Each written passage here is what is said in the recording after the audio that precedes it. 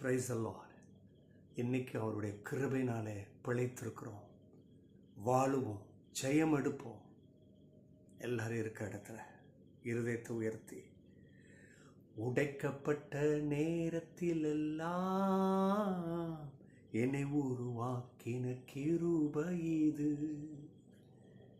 உடைக்கப்பட்ட நேரத்தில் எல்லாம் என்னை உருவாக்கின கிருபை இது. கிருபையே கிருபையே மாறாத நல்ல கிருபையே. கிருபையே கிருபையே மாறாத நல்ல கிருபையே.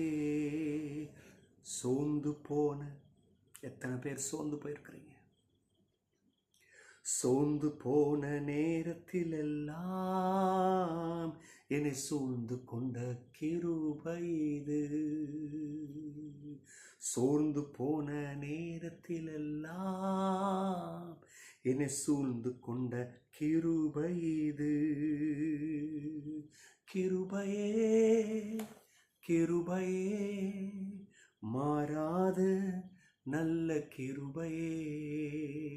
கிருபையே கிருபையே மாறாத நல்ல கிருபையே. ஆமெசுவே. யார் வேணாலும் மாறினாலும் நீங்கள் மாற மாட்டீங்க. உங்கள் கிருபைனாலும் ஒரு பிள்ளைகளாகி எங்களை அலங்கரிக்கிறீர், உயிர்ப்பிக்கிறீர்.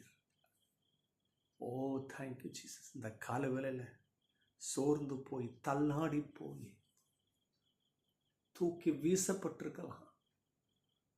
ஆனால் உங்கள் கிருபை ஒரு பிள்ளைகளாகிய ஒவ்வொருவரையும் அலங்கரிக்கும், உயர்த்தும், மேன்மைப்படுத்தும். ஆமென். ஹல்லேலூயா. எல்லாரும் இருக்கிற இடத்துல கரங்களை தட்டி எல்லா தேவ கிருபைக்கு ஸ்தோத்திரம் பண்ணுங்க. இன்னைக்கு தேவ கிருபை உங்களை சந்திப்பதற்கு வருகிறது, உங்களை ஆட்கொள்வதற்கு வருகிறது. அது யார்? இயேசு. அவர் நம்மளை ஆட்கொண்டா போதும், நம்ம பலவீனங்கள், சோர்வுகள், பற்றாக்குறைகள் எல்லாம் மாறும். ஓ தேங்க்யூ ஜீசஸ், தேங்க்யூ ஜீசஸ். இன்னைக்கு இந்த காலவெளியில் கர்த்தர் நம்மளை ஆட்கொள்வாராக. ஆமென் ஆமென். தேவ மக்களே, வேதத்திலிருந்து இன்றைக்கு தேவையான அந்த ஆகாரத்தை எடுப்போம். நேற்று தினத்திலிருந்து ஏசாயா தீர்க்கதரிசன புஸ்தகம் 58ஆம் அதிகாரம் 11ஆம் வசனத்தை படிச்சுட்டு இருக்கிறோம். ஏசாயா தீர்க்கதரிசன புஸ்தகம் 58ஆம் அத்தியாயம் 11ஆம் வசனம். அந்த வசனத்தில் அடுத்த பகுதி நான் முதலிருந்தே வாசித்தர்றேன். கர்த்தர் நித்தமும் உன்னை நடத்தி மகா வறட்சியான காலங்களிலே உன் ஆத்துமாவை திருப்தியாக்குகிறார். ஆமென். வறட்சியை பார்த்து பயப்படாதீங்க. ஆத்துமாவை என்ன செய்கிறார்? திருப்தியாக்குகிறார். என்ன நல்ல கர்த்தர் பாருங்க. ஆமென்.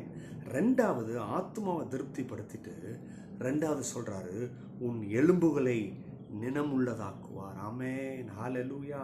அதனுடைய அர்த்தம் என்ன? Make you bone strong. Hallelujah. சில பேர் பாருங்க அப்படியே டயர்டாகவே இருப்பாங்க எப்பயும். சில வலிகள் சரீரத்தில், அது அப்புறம் கண்டுபிடிச்சா டாக்டர் சொல்கிறாங்க பாருங்கள், எலும்பு தேய்மானம், எலும்பில் வீக்னஸ், அந்த எலும்புக்குள்ளே இருக்கிற போன் மேரோவில் சில வீக்னஸ். அதனால் பாருங்கள் சில விஷயங்களை செய்ய முடியாது இல்லையா? வாஞ்சை இருந்தாலும் செய்ய முடியாது. பலன் குன்றி போய் இருப்பார்கள் இல்லையா? சோர்வு, ஐயோ கொஞ்சம் பலன் இருந்தால் இவைகளை செய்வேனே, நேர்த்தியாய் இந்த காரியங்கள் வருமே, இந்த பலவீனத்தை நிமித்தம் இந்த காரியத்தை செய்ய முடியல, நேர்த்தியாய் செய்ய முடியல, என் வேலையில் நான் இன்னும் திறம்பட காண்பிக்க இயலாமல் போய்விடுகிறது என்று கண்ணீரோடு கூட இருக்கிற தேவ மக்களை கர்த்தர் சொல்லுகிறார், எலும்புகளை பலப்படுத்துகிறாராம். Make your bone strong. கர்த்தர் மாத்திரம் எலும்புகளை பலப்படுத்துகிறவர். ஏன் எலும்புகளை பலப்படுத்துகிறாரு? இது என்ன சொல்லுது? Strength and restoration. பலப்படுத்துகிறாரு, பழைய பலத்தை திரும்பியும் ரெஸ்டோர் பண்ணுறாரு. பழைய பலன் இழந்து போய் இப்போ பலவீனம் தான் இருக்குது, அதை ரெஸ்டோர் பண்ணுறாங்க. இன்றைக்கி பாருங்கள், சில விஷயம் மெடிக்கல் டேர்ம்ஸில் செய்ய முடியாது, அந்த ரெஸ்டோரேஷன்றது பெரிய கடினம். டாக்டர் சொல்லுவாங்க, அவங்க உண்மையாக தான் சொல்கிறாங்க, கரெக்டாக தான் சொல்கிறாங்க, உங்களை எப்படியும் ஒரு லெவலுக்கு கொண்டு வந்துடுவோம், நடக்க வச்சுருவோம், அதெல்லாம் செயல்பட வச்சுருவோம். ஆனால் அந்த பழைய பலன் இருக்காது, அதை ரெஸ்டோர் பண்ண முடியாது இல்லையா? ஆனால் கர்த்தர் ஒருவர் தான் சொல்கிறாரு, நான் ரெஸ்டோர் பண்ணுவேன். எத்தனை பேருக்கு நான் சொல்கிறது உங்களுக்கு விளங்குது? விளங்குறவங்க இருக்கிற இடத்துல கரங்களை உயர்த்தி ஆவியில் நிரம்பி, நன்றி, நீ பழைய முந்தி இருந்த பலத்தை இழந்திருக்கலாம், முந்தி இருந்த அபிஷேகத்தை இழந்திருக்கலாம், முந்தி இருந்த ஞானத்தை இழந்திருக்கலாம், முந்தி இருந்த திறமை இல்லை, வாக்குவரம் இல்லை, சோர்வு பலவீனம் இருக்குது. ஆனால் கர்த்தர் சொல்கிறாரு, நான் பலத்தையும் அந்த பழைய பலத்தையும் நான் ரெஸ்டோர் பண்ணுறேன். Hallelujah. Amen. Amen. This phase symbolize physical and spiritual strength. இது எது symbolize பண்ணுதுன்னு சொன்னால், எதை அறிமுகப்படுத்துதுன்னா, எதை காட்சிப்படுத்துதுன்னா, எதை அடையாளப்படுத்துதுன்னா, physical and spiritual strength.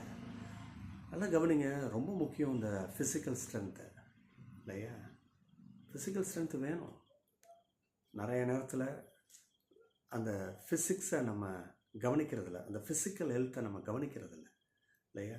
எப்படியோ சாப்பிட்றது, கண்ட நேரத்துக்கு சாப்பிட்றது, அதை ஒரு ஃபிட்னஸ் குள்ளே கொண்டு வர்றதில்ல, ஒரு எக்ஸசைஸ் இல்லை.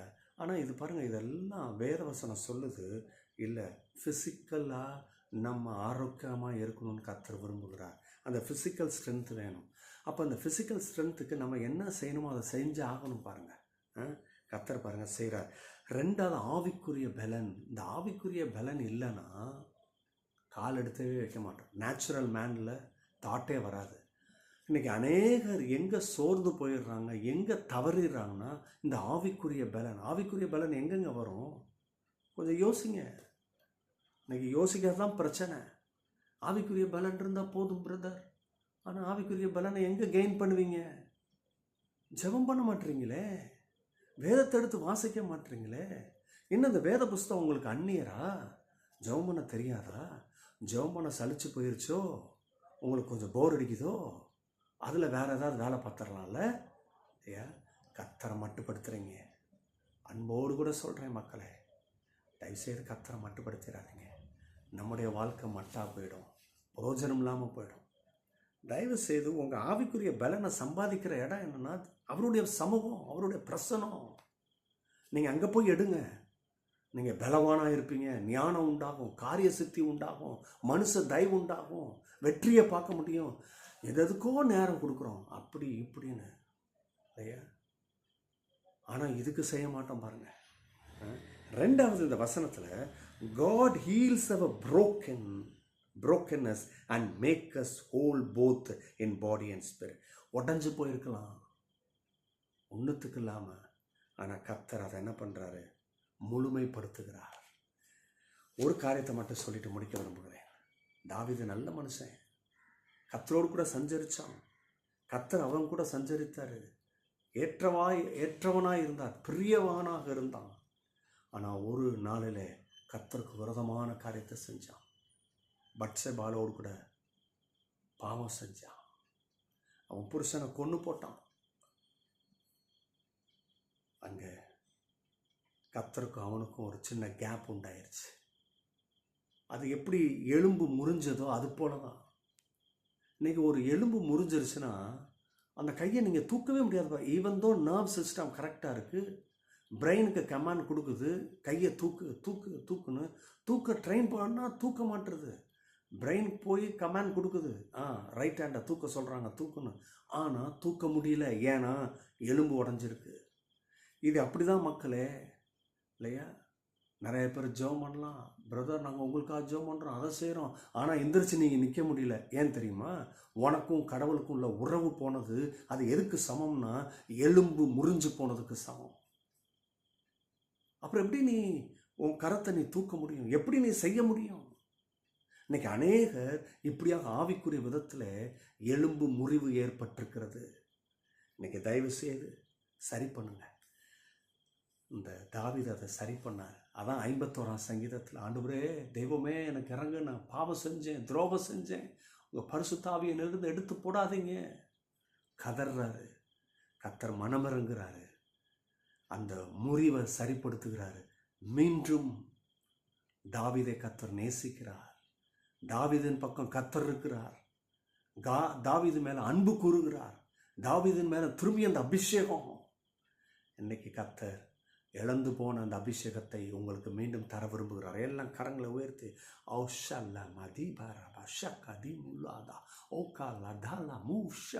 Thank you Lord. தேவனை இன்னைக்கு இந்த காரியத்தை கேட்டுக்கொண்டிருக்கும் பொழுதே தெய்வ அபிஷேகம் பிள்ளைகள் மேல் இறங்க கடவுது. எந்த இடத்துல இந்த எலும்பு முறிவை போல ஆவிக்குரிய விதத்தில் எந்த இடத்துல முறிவு இருக்குதோ அதை இப்பொழுது சரி செய்யுங்க. பிள்ளைகளை அபிஷேகிங்க, எடுத்து பயன்படுத்துங்க. இயேசுவின் நாமத்தினாலே ஆமென். God bless you. கர்த்தர் உங்களை ஆசீர்வதிக்கிறார். கொண்டாடுங்கள். ஆமென்.